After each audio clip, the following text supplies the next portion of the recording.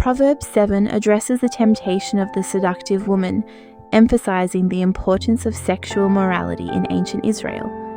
In this society, moral and social values were highly regarded, and sexual purity was seen as a key aspect of living according to God's laws. The law of ancient Israel considered marriage sacred, and sexual immorality was viewed as a serious offense that disrupted both the individual's relationship with God and the community. This chapter serves as a strong warning to young men about the dangers of sexual immorality and the temptation of a seducing woman. In the cultural context of ancient Israel, sexual temptation was prevalent, and women who engaged in such behavior often sought to lead men astray.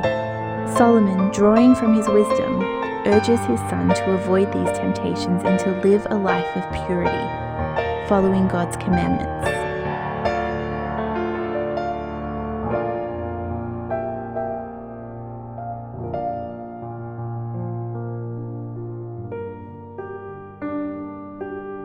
My son, keep my words and store up my commands within you. Proverbs 7 strongly warns against falling into the trap of sexual temptation, particularly through the seduction of immoral women. The central message of this chapter is the importance of avoiding sexual immorality and following God's wisdom.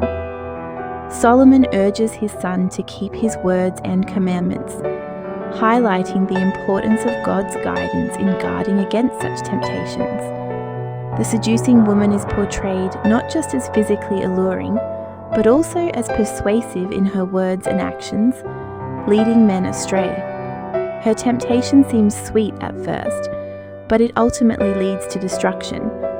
The deceptive nature of sin is that it often starts with temporary pleasure but ends in ruin.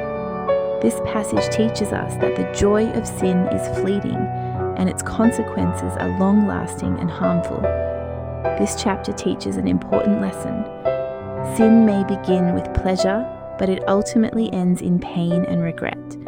The fleeting enjoyment of sexual temptation is short-lived, and its consequences are miserable and filled with sorrow. Solomon emphasizes that keeping God's commandments and following his ways protect us from the path of sexual immorality. When we hold to God's instructions, we are empowered to resist temptation and live a life of purity.